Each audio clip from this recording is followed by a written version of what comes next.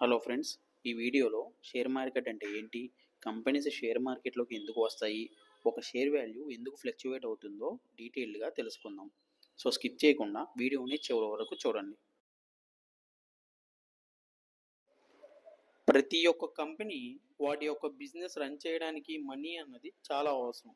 So company share మార్కెట్లో వాటి యొక్క ఓనర్షిప్ని ఇన్వెస్టర్స్కి సెల్ చేసి ఫండ్ని రైజ్ చేస్తాయి.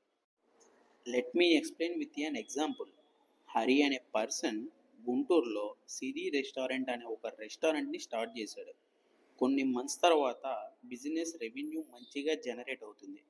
హరి ఇప్పుడు విజయవాడలో అనదర్ బ్రాంచ్ ఓపెన్ చేశాడు. విజయవాడలో కూడా మంచిగా బిజినెస్ రన్ అవుతుంది. ఇప్పుడు హరి బిజినెస్ ఎక్స్పాన్షన్ కోసం friends, family and venture Capitals నుంచి ఫండ్ని రైజ్ చేసి ఆంధ్రాలో మేజర్ సిటీస్లో బ్రాంచెస్ ఓపెన్ చేశాడు. ఏపీలో సిరి రెస్టారెంట్స్ అనే ఒక బ్రాండ్ వచ్చింది. ప్రాఫిట్స్ కూడా ఇంక్రీజ్ అయ్యాయి. హరి అండ్ ఇన్వెస్టర్స్ థింక్ చేసి బిజినెస్ ఎక్స్పాన్షన్ ఇండియా మేజర్ సిటీస్లో బ్రాంచెస్ ఓపెన్ చేద్దాం అనుకున్నారు. ఇప్పుడు వాళ్ళకి లార్జ్ క్యాపిటల్ అన్నది కావాలి. ఇప్పుడు వాళ్ళకి 2 ఆప్షన్స్ ఉన్నాయి. ఒకటి బ్యాంక్స్, ఇంకోటి షేర్ మార్కెట్. బ్యాంక్ సెలెక్ట్ చేసుకుంటే సిరి రెస్టారెంట్కి లార్జ్ క్యాపిటల్ కావాలి కాబట్టి ఇంట్రెస్ట్ కూడా ఎక్కువ పే చేయాలి. అందుకని వాళ్ళు షేర్ మార్కెట్ని సెలెక్ట్ చేసుకున్నారు.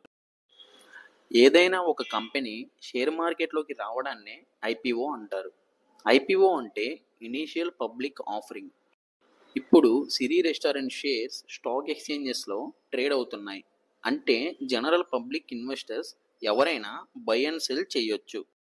ఇంతకుముందు సిరి రెస్టారెంట్ ఒక ప్రైవేట్ లిమిటెడ్ కంపెనీ. ఇక్కడ share holders friends, family, venture Capitals. Private కంపెనీలో షేర్ హోల్డర్స్ అన్నవాళ్ళు లిమిటెడ్. అసలు షేర్స్ ఎందుకు ఫ్లక్చువేట్ అవుతాయో చూద్దాం. డిమాండ్ అండ్ సప్లై, ఈ యొక్క ఫ్యాక్టర్ని బేస్ చేసుకొని వరల్డ్ బిజినెసెస్ మొత్తం రన్ అవుతున్నాయి. డిమాండ్ ఎక్కువ ఉంటే ప్రైస్ పెరుగుతుంది, డిమాండ్ తక్కువ ఉంటే ప్రైస్ ఫాల్ అవుతుంది. ఫర్ ఎగ్జాంపుల్, హై డిమాండ్ లో సప్లై కేసునే తీసుకుందాం. ఫ్రూట్ మార్కెట్లో 100 యాపిల్స్ ఉన్నాయి, బట్ అక్కడ 200 పీపుల్ ఉన్నారు. వాళ్ళ అందరికీ యాపిల్స్ కావాలి. ఇది తెలుసుకున్న సెల్లర్ ప్రైస్ని పెంచి యాపిల్స్ అమ్మాడు. ఈ కేసులో డిమాండ్ పెరిగి సప్లై తగ్గి ప్రైస్ పెరిగింది. లో డిమాండ్ హై సప్లై కేసుని తీసుకుందాం. ఫ్రూట్ మార్కెట్లో 200 యాపిల్స్ ఉన్నాయి, బట్ అక్కడ 100 పీపుల్ మాత్రమే ఉన్నారు. ఇది తెలుసుకున్న సెల్లర్ ప్రైస్ని తగ్గించి యాపిల్స్ అమ్మాడు. సేమ్ ఇలానే స్టాక్ మార్కెట్లో స్టాక్ ప్రైజెస్ ఫ్లక్చువేట్ అవుతాయి.